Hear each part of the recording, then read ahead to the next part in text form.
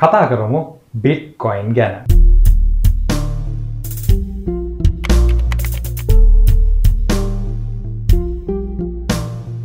Bitcoin mining එහෙම නැත්නම් mining එහෙම නැත්නම් cryptocurrency කියලා කියන්නේ මේ දවස්වල ටිකක් වැඩිපුර කතා බහට ලක් වෙන මාතෘකාවක්. Bitcoin කියලා කියන්නේ 2009 දී පටන් ගත්ත peer to peer computer network එකක් මගින් පාලනය වෙන virtual currency එකක්.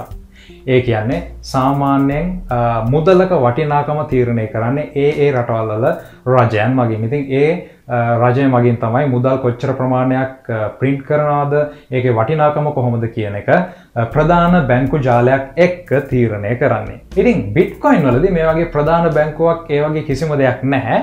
තියෙන්නේ peer to peer ලෝකේ පුරාම ව්‍යාප්ත වෙච්ච නෙට්වර්ක් එකක්. ඉතින් මේකෙදි අපිට Bitcoin හම්බ කරගන්න නම් මේ ජාලය මගින් හදන ගණිතමය ගැටලු විසඳන්න වෙනවා. ඉතින් සාමාන්‍ය ලෝකෙදී අපි රැකියාවක් එහෙම නැත්නම් මොන හරි වැඩක් කරලා සාමාන්‍ය මුදල් උපය ගන්න concept එකම තමයි මෙතනදී තියෙන්නේ. ඉතින් ඔයාලට පුළුවන් ඔයාලගේ කම්පියුටර් එක පාවිච්චි කරලා Bitcoin mining කරන්න. ඉතින් මේ Bitcoin mining network එකට එකතු වෙලා mine කරන එහෙම නැත්නම් මේ ගණිත ගැටලු විසඳන්න එකතු වෙන කට්ටිය වැඩි වෙන්න මේ peer to peer network එකකින් හැදිලා තියෙන Bitcoin ජාලය මගින් මේ ගණිත ගැටලු වල සංකීර්ණභාවය වැඩි කරනවා. ඒ කියන්නේ 2009 පටන් ගද්දි බොහොම සරලව තිබ්බ මේ ගණිතමය ගැටලු දැන් ලෝකේ පුරාම ගොඩක් කට්ටිය මයින් කරන නිසා ගොඩක් සංකීර්ණ වෙලා තියෙනවා. ඉතින් ඒ වගේම තමයි මේ Bitcoin network එකේ නිර්මාතෘවරයා විදිහට සඳහන් කරලා තියෙන්නේ සතෝෂි නකමොටෝ කියන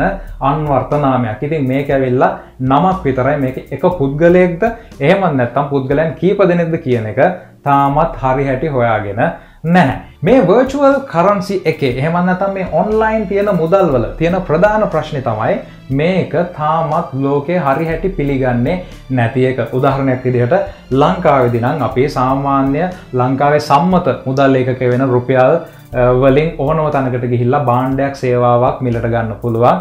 හැබැයි අපි අද ගිහිල්ලා මොකක් හරි කඩේකට Bitcoin වලින් ගෙවනවා කියලා කිව්වොත් ඒගොල්ලෝ බලයි මේ මොකක්ද කියන එක. ඒ වුණාට 2009 පටන් ගත්ත currency එකක් විදිහට මේ වෙනකොට 2018 වෙද්දී ලෝකයේ ගොඩක් සමාගම් සහ ආයතන ඒ වගේම බැංකු Bitcoin පිළිගන්න පටන් අරගෙන තියෙනවා. ඉතින් ඒ වගේම තමයි මේ Bitcoin පරිගණක හා සම්බන්ධ online currency එකක් නිසා මේක පරිගණක පාවිච්චි කරලා කොපි කරන්න එහෙම නැත්නම් නැවත පාවිච්චි කරන්න තියෙන හැකියාව, ඒ කියන්නේ misuse කරන්න තියෙන හැකියාව ගොඩක් වැඩි. ඒ නිසා ඒක පාලනය කරන්න මේ Bitcoins encrypt කරලා තියෙනවා. ඒ කියන්නේ මේ හැම Bitcoin එකක්ම යම් කිසි විදිහකට කේතයක් එක්ක ඒ වගේම blockchain එකක් හරහා මේ Bitcoin කොහේ ඉඳන් කොහාටද ගියේ, කාගේ අතින් කාගේ අතටද මාරුනේ කියන record එකක්, ledger එකක් online තියෙනවා. ඉතින් මේ නිසා මේ Bitcoin network එකේ ඉන්න හැම දෙනාම, ඒ කියන්නේ ඔයා Bitcoin පාවිච්චි කරනවා නම් ඔයත් ඇතුළුව දන්නවා මේ Bitcoin කොතනින් කොතනටද ගියේ, කවුද මේක පාවිච්චි කරේ කියන එක. මේ encryption එක නිසා තමයි මේකට cryptocurrency කියලාත් කියන්නේ. ඒ වගේම Bitcoin mine කරන්න ගත්ත මුල් කාලේ ගොඩක් කට්ටිය සාමාන්‍ය කම්පියුටර්ස් තමයි මේ Bitcoin mining වලට පාවිච්චි කරේ. ඒ වුණාට මේගොල්ලෝ හොයාගත්තා මේ CPU එකට වඩා gaming වලට හදපු GPU වලින් මේ Bitcoin ගණිතමය ගැටලු බොහොම වේගයෙන් විසඳන්න පුළුවන් කියලා. ඉතින් ඒ නිසා තමයි Bitcoin mining වලට දැන් ගොඩක් කට්ටිය GPUs පාවිච්චි කරන්නේ. ඉතින් මේ නිසා මේ GPU mining වලට ගොඩක් support කරන graphic card වල මිල ගොඩක් වේගයෙන් වැඩි වෙලා තියෙනවා. ඉතින් ඔයාලට mine කරන්න සාමාන්‍යයෙන් ඔයාලගේ තියෙන CPU එක GPU එක පාවිච්චි කරන්න පුළුවන්. හැබැයි ඔයාලා Bitcoin mining එහෙම නැත්නම් මේ cryptocurrency mining පටන් ගන්නවා නම් ඒකටම හරියන graphic cards තියෙනවා. ඉතින් මේ online virtual currency එහෙම නැත්නම් Bitcoin කියන එක ඕනම කෙනෙකුට වයස ප්‍රශ්නයක් නැහැ උපයන්න පුළුවන්. ඉතින් ඔයාලට ඕන වෙන්නේ computer එකක්, powerful computer එකක්, ඒ වගේම online wallet එකක් විතරයි. ඉතින් මේ දෙකත් එක්ක ඕනම එක්කෙනෙකුට පුළුවන් මේ cryptocurrency එක නැත්නම් virtual currency එක mine කරන්න පටන් ගන්න.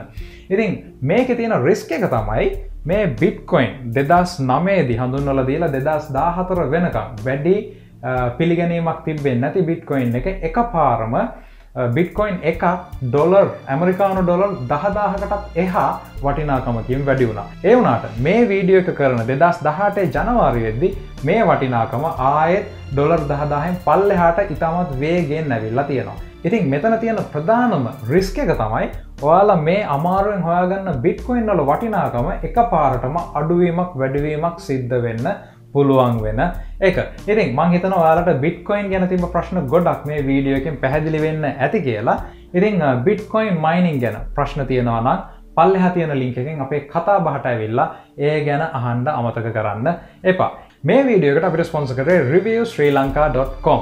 ඔයාලා කම්පියුටර්ස් එහෙම නැත්නම් ලැප්ටොප්ස් ගන්න shops ගැන රිවිව් එකක් ඔයාලටම ලියන්න මේ සයිට් එකෙන් පුළුවන්. ඉතින් පල්ලෙහා ඩිස්ක්‍රිප්ෂන් එකේ තියෙන ලින්ක් එකෙන් reviewsrilanka.com එකට ගිහිල්ලා එතන කම්පියුටර් shops කියන ලින්ක් එක හරහා ගිහිල්ලා ඔයාලා බඩුගත්ත කම්පියුටර් shop එක ගැන හොඳ හෝ නරක ඔයාලගේ අත්දැකීම ඔයාලට ටයිප් කරලා දාන්න පුළුවන්. ඉතින් මේ හරහා ඔයාලා මේ shop එක ගැන තවත් කෙනෙකුට දැනගන්න ගොඩක් උදව් කරනවා කියලා කියන්න පුළුවන්. ඉතින් subscribe කරලා නැත්නම් subscribe කරන්න channel එකට මේ වගේ videos දිගටම අරගෙන එනවා.